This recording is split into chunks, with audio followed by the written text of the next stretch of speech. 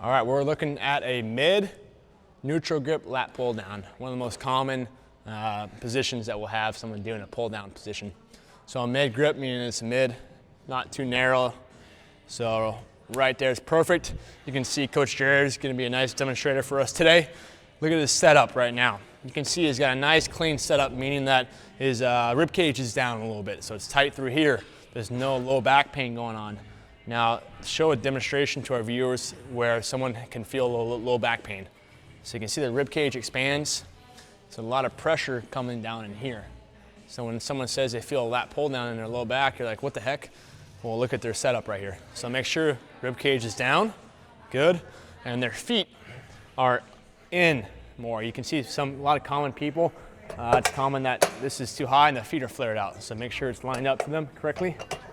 Tight, feet straight ahead, eyes looking straight ahead, chin is down as he pulls, maintaining that whole position. Go ahead, coach, just rep out some good reps.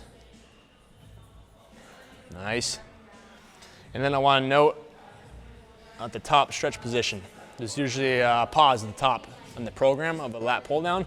You're looking for a nice good stretch like this. Elbows locked out, all this is getting a nice stretch with the fascia.